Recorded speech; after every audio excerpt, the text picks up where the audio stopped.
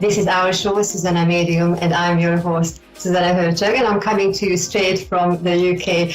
I'm a psychic, a medium, an intuitive teacher, a coach, a healer, and a therapist. And I tell you what, I always say such joy and beautiful anticipation from my end to be here. And then every Tuesday, 3:30 p.m. EST and 8:30 p.m. GMT.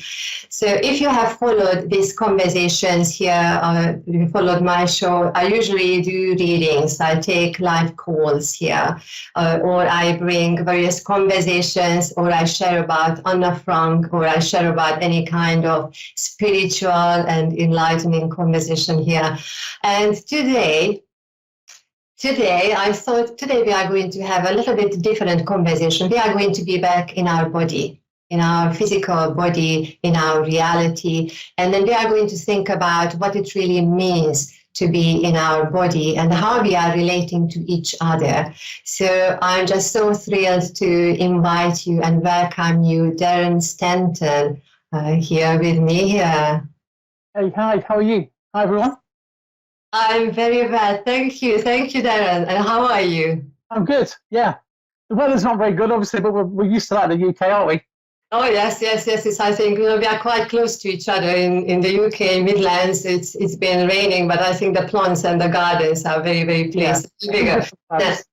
Yeah, so it's really good. Thank you very much for accepting my invitation, because I know that you are very, very busy and then got a very, very, very busy schedule. So thank you. So as we start, I'm going to tell the audience, that as we are having a conversation, I'm able to read your comments and questions directed to Darren here. If you come to the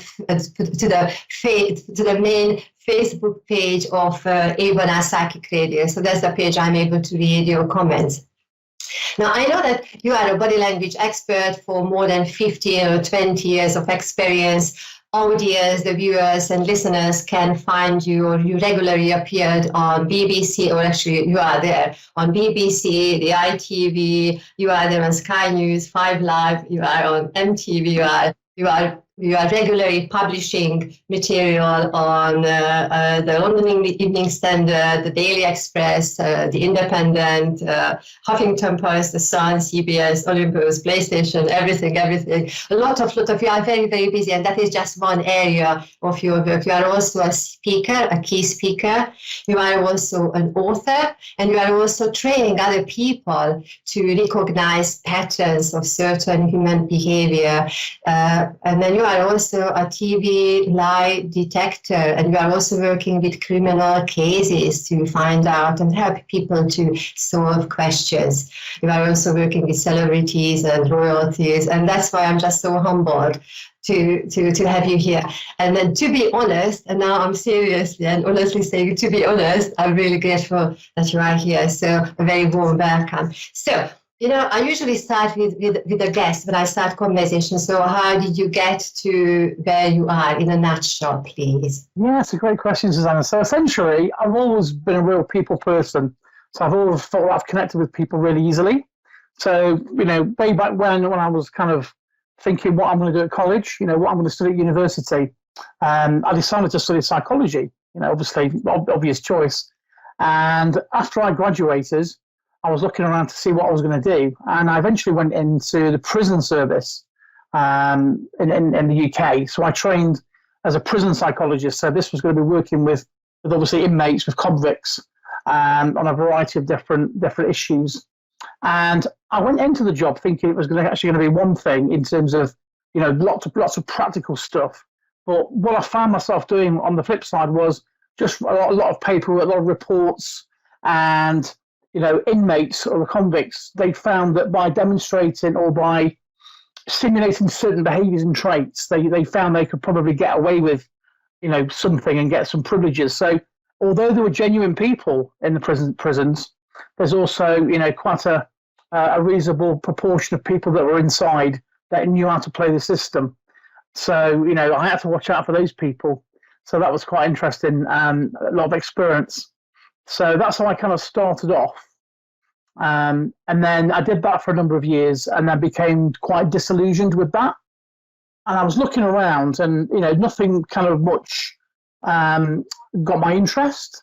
But I had a few friends that were police officers in the UK. So basically, I ended up joining the police and becoming a patrol police officer in the UK. And I spent a number of years doing that. And in the course of your day-to-day job, most people that you tend to interact with are lying to you. So I think anyone that's out there that's watching this right now that deals with people on a daily basis, maybe you work in law enforcement, or maybe you're an attorney, or something else. I'm sure you've developed this kind of almost intuition when people have been honest with you. So that's really where I got a real thirst for the kind of lie detection. I tell you what, that is just absolutely fascinating to listen. Your way, or your how you got into working with people. So I feel that you are curious. There is that curiousness, and then you need to be able to observe people. So when you are, now I'm curious. So when you are observing people, when you are taking the whole behavior, do you tend to go for the whole body, or you are looking for small signs, and then from the small signs you are looking for other small signs within the behavior so that you understand the whole person? How do you work? Sure, again, another great question. So essentially the way that this works is, first of all, it's contextual. So sometimes I'm called in by the police or TV.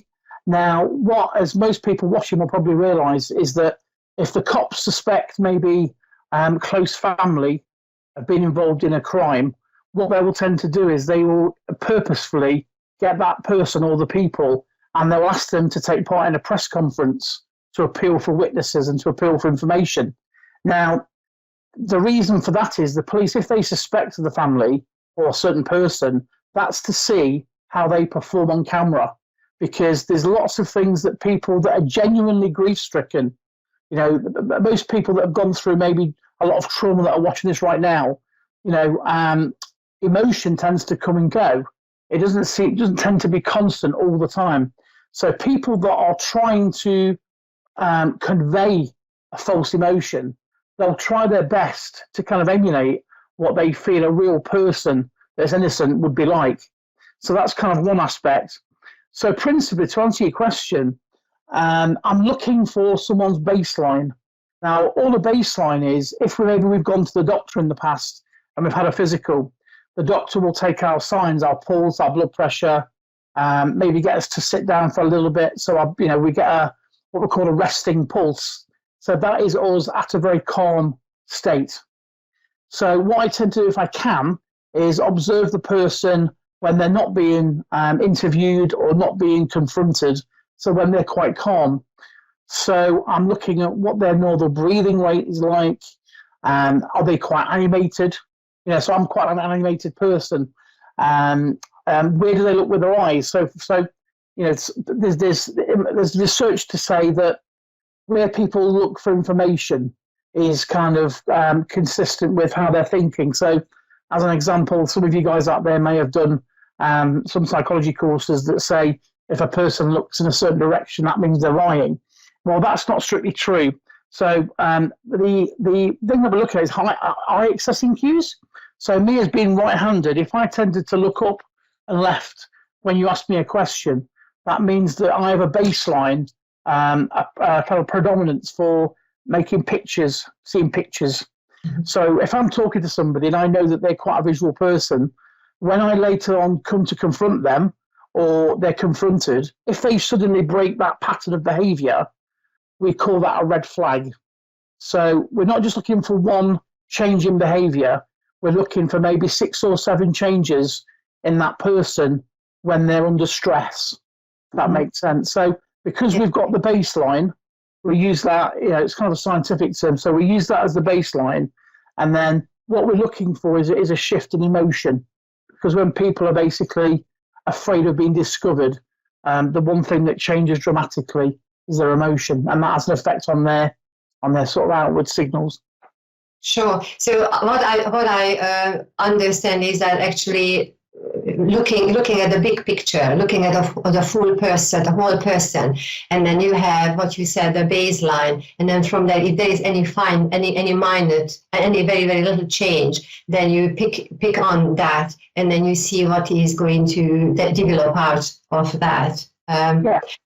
Yeah, absolutely. So as an example, I also obviously before COVID started, I worked with a lot of kind of blue chip companies. I guess you call them Fortune 500 companies to do with recruitment. So they say that 1 in 5 job applicants for the really higher paying jobs are prepared to commit a blatant fraud on their resume.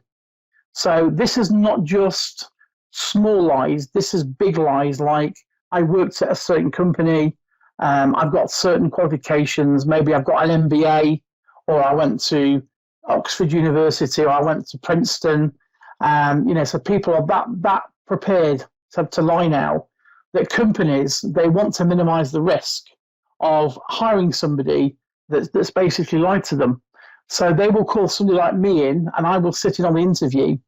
And one such case that I worked on was, it's a very, very well-known bank, a global bank, and the candidates were down to 2 people, and they were both good, but one person was kind of really good, really great, coming over very positive and confident, until he started to talk about a previous job, and he'd worked at a bank in America, a certain bank, and he'd said that because of his management style, he implemented this team, and he was able to make millions of dollars for the bank on this particular project.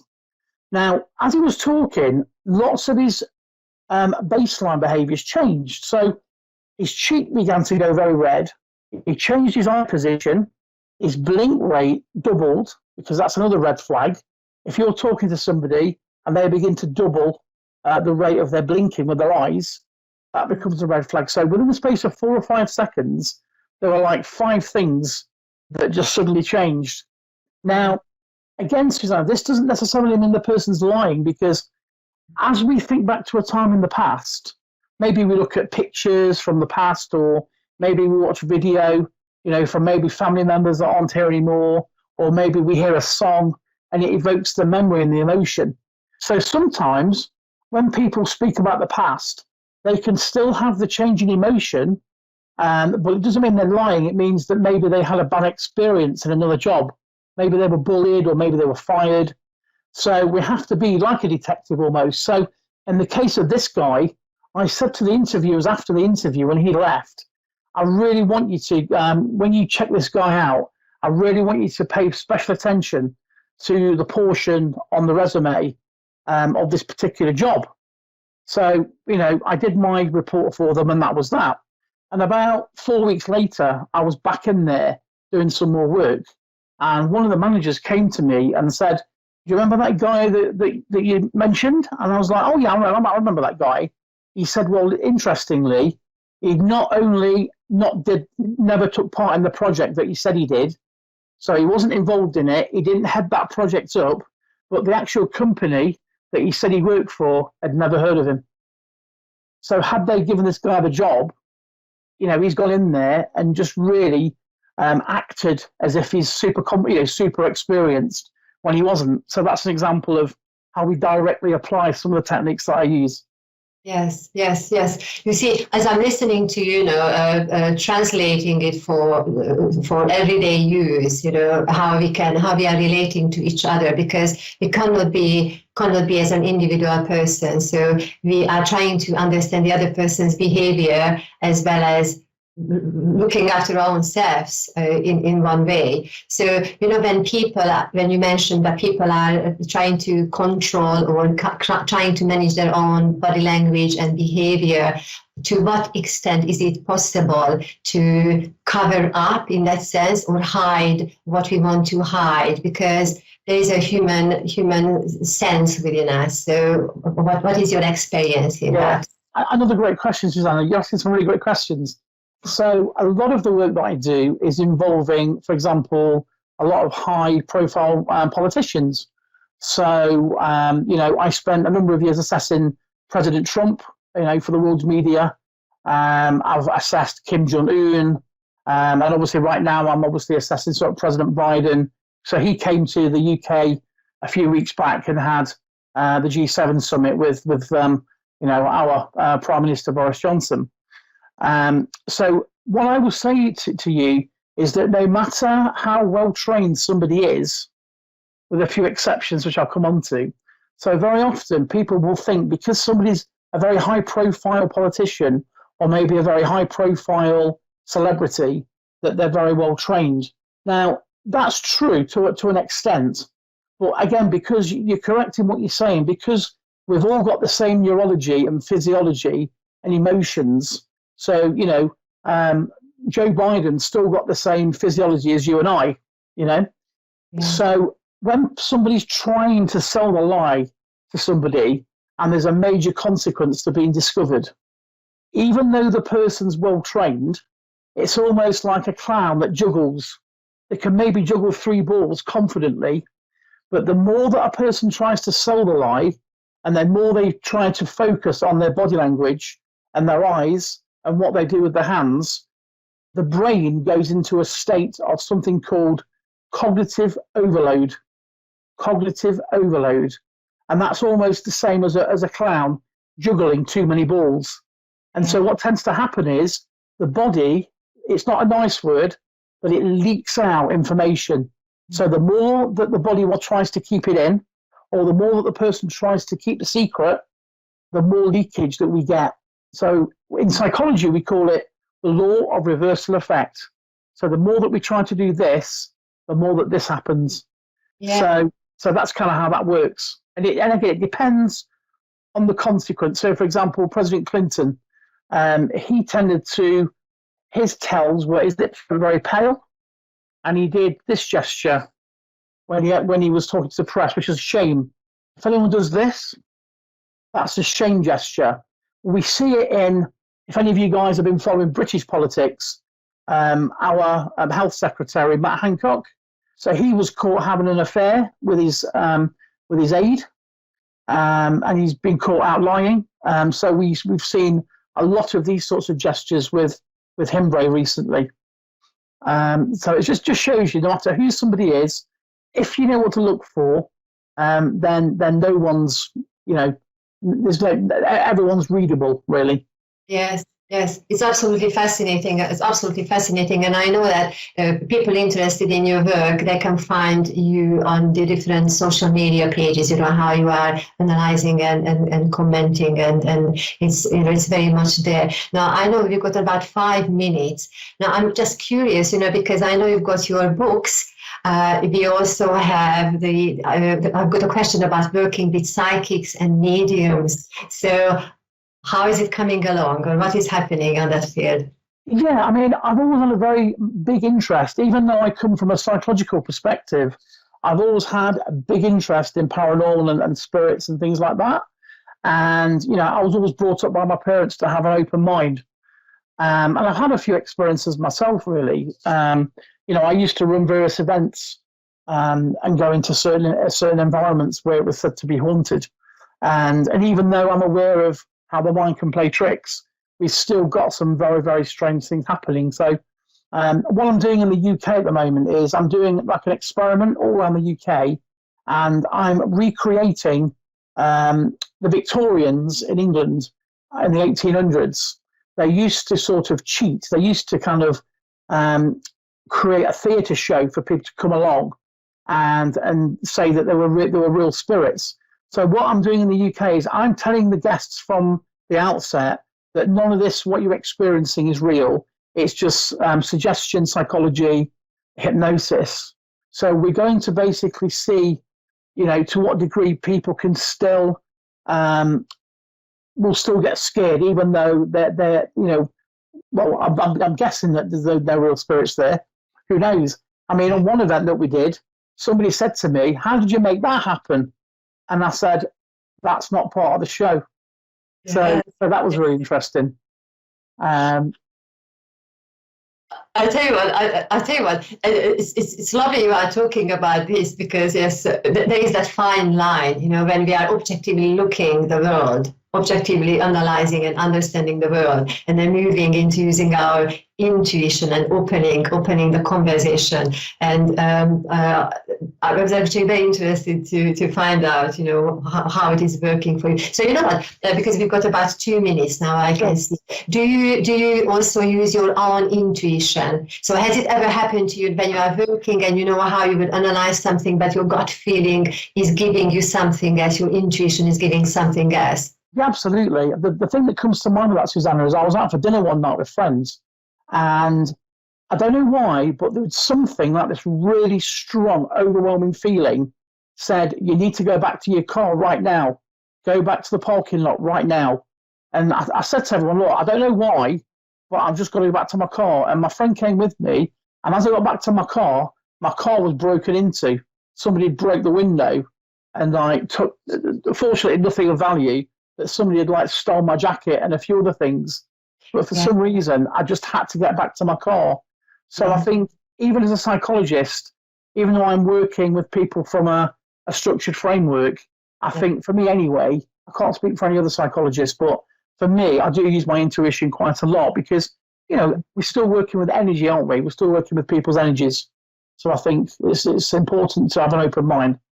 Absolutely. And I would imagine maybe not in our generation, maybe a few generations down the line, that is how people will start feeling into, or there is more broader understanding how we need to feel into each other's energies, and then using all our senses, all our earthy senses, as well as all the other paranormal or higher senses as well, so it's absolutely fascinating. Now, just very briefly, your books, please. Yeah, sure. So this book I wrote because principally I'm all about empowering people. So even though I work with around the sort of deception topic, I'm very much a person that wants to empower people. So this is the first book that I wrote, and it's called Project Jam Jar. So very quickly, the reason for that is if you have a look at the cover, we have people that are in the jar. So when I say the premise of the book is, if you imagine that you're trapped in a jar, okay, and we put the lid on. The more that you try and get out of that jar, the more stuck you'll be, because you'll realise that every time you try a certain strategy to move ahead, you're trapped, like being locked in a room, okay? Now, what tends to happen with individuals is in life, as you think back now, as you watch this with myself and Zsuzsanna, think about times in the past when you've tried to do things in life, like a business or maybe a relationship, and the more effort you take, the more stuck you seem. And what happens is you take on a self-limiting belief. So very quickly, the book is the psychology of first how to realize that you're kind of trapped in your own little jam jar, and what very simple strategies can you use to jump out of that jar. So that's on Amazon. It's available all over the internet. And my second book, which is coming out, which has been delayed because of COVID, is all about the lie detection and body language. And that's called To Be Honest With You, because statistically, right before someone lies to you, they tend to say the thing, to be honest with you. And it's the same as when they say, with the greatest of respect. It means that they have no respect. So that's not very soon. Yes. I tell you what, it's absolutely fascinating. And I know that for the book, for your first book, you got there are a lot of really very fine, very fine feedback, how people appreciated your work. Now we've got 30 seconds. May I please have a website where people can find you, please? Yes, if you want to reach out to me, you can just Google Darren Human Lie Detector, or my website is just TV Human Lie Detector.co.uk. TV Human Lie Detector.co.uk. My Twitter is at Darren Stanton, and then my Instagram is TV Human Lie Detector and the number 1. And if you guys want to get involved, even more, I have an online course as well. If you just Google Darren Stanton online body language course, and I have an online course where you guys can kind of develop on your own. Absolutely beautiful, and I'm absolutely certain that many of our audience, many of you all over the world, you will find information about Darren. So that was Darren Stanton. Darren, thank you very much for joining us here. Thank you, and we're looking forward to seeing you at the weekend, Lizzie and Ian. So I need to give a hello to Liz and Ian in New York.